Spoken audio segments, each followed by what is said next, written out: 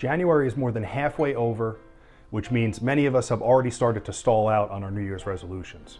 But I'm here to tell you there's plenty of time to set new goals and create new resolutions for 2022 that can set you up for great success. Hi everybody, Dan Jensen with Remax Park Square. And one of the biggest components of goal setting and making resolutions and having aspirations has to do with our financial well-being. And while New Year's resolutions typically have to do with our health, our diet, exercise, sleep habits, things like that, I'm here to tell you that checking in on your financial well-being is just as important for overall happiness and success in life. Because we all know if money gets tight and we're behind on bills or things like that, things can get stressful. So staying on top of your finances is hugely important for a happy life. So what I challenge everybody to do is, whether it's now or in a week or whatever, it's still early in the year, set some goals to check in on your financial well-being and stay more on top of your finances. So what does that mean? If you're a homeowner, one of the biggest things that we forget about is our largest investment typically is our home. So you might have financial investments in stocks and IRAs, and you might have your retirement account, your checking, your savings, your credit cards. Those are the things that we typically look into, now cryptocurrency as well. But your home, while you might not tap into its equity all the time, is your biggest investment, and you should be well versed on how much it's worth and how much equity you have at any given point in time. So you can start off by figuring out how much your home is worth by calling us, have us come by and take a look at your home. We'll give you an idea of its value. And you compare that to how much your mortgage is and how much you have left on that loan, and you'll figure out how much equity you have. So let's say you bought the house 5 years ago for $400. You've been paying your monthly payments each month. That loan balance continues to go down. So let's say you took out a loan for $350 and you've paid down $25,000, so your loan balance is $325. But in addition to that loan balance going down, the value of your home has also gone up. So it might have been worth $400 when you bought it. It's probably worth closer to $500 now. So you don't just have $75,000 in equity between the $325 and $400 that you bought it for. You actually have $175,000 worth of equity. So that doesn't mean you have to sell your home or necessarily do anything, but it's good to know that you have that equity available if you need to pull it out for home renovations, paying off credit card debt, for emergency purposes, whatever. You can do a home equity line of credit, or if you have to sell, you can sell and you know you're going to have a substantial profit out of that house. So figuring out your equity, hugely important. Another way of using your home to better your financial situation is look at what your interest payments are on your mortgage.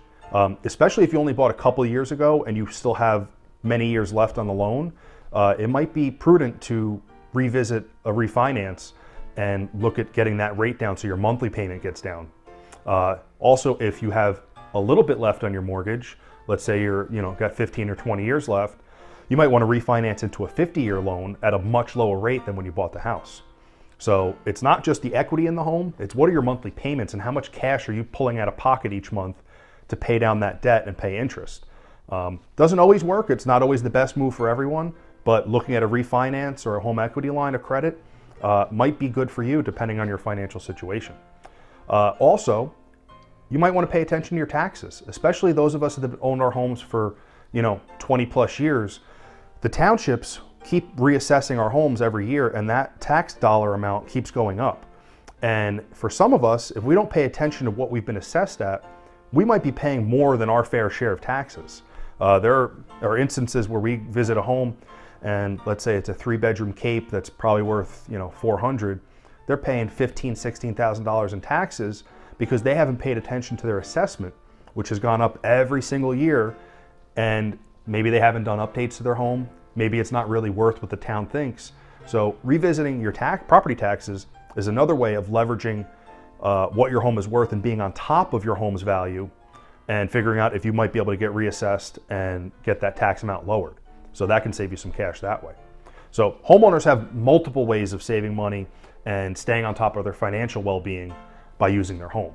For buyers or people that are renting and hope to buy one day, you don't actually have that asset to work with, but you can still start setting goals to better your financial well-being for the future. So if you're going to be buying in a year or two, talk to a loan officer now, talk to a bank, get pre-approved, and figure out what your purchasing power is, if you even have it. Some of us don't realize we go to a bank for a loan, we don't even qualify. So figure out where you stand in terms of your purchasing power, and then figure out what is recommended for you to increase that purchasing power or get a better rate. So is it paying down credit card debt? Is it getting more for a down payment?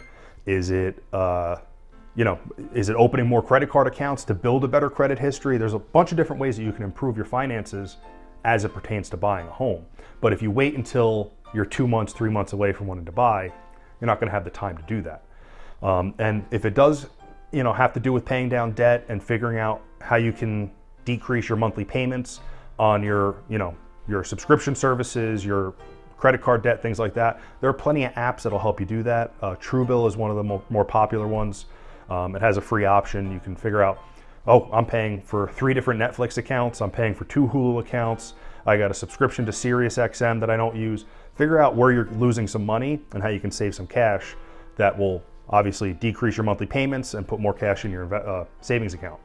So for buyers, it doesn't have to necessarily do with the home itself, but get ahead of the game to figure out what you'll have to do to buy a home. If you never want to buy a home and you don't own one currently, that's fine too. These things still apply. Figure out where you're spending too much money, come up with a better budget, figure out how you can save things and reinvest them into other areas. I always recommend real estate, but if you want to go cryptocurrency, stocks, bonds, whatever, take this time in the new year to check up on your financial well-being, figure out where you're spending too much money, where you can save some, and just take the baby steps. If you start saving 50 to 100 bucks a month and putting it somewhere, we all know the value of compound interest. You could be sitting on top of a lot of cash in 10, 20 years. But if you don't start now, you'll never get there. So that's my challenge to everybody in 2022. If you're a homeowner, check in on your home's value, your home's equity, how much you're paying in interest, how much you're paying in property taxes, where is there a way that you can save some cash. If you're a renter or somebody who wants to buy a home, start figuring out, again, where are you spending too much money? Where can you cut back the fat? And if you want to buy, look into what your purchasing power is and see what you can do to improve that earlier rather than later. And don't wait to the last second to get pre-approved. So that's our 2022 challenge. And I hope everyone has good success with it. And if you need any tips or ideas or need any information to help you get there, we're always here to talk.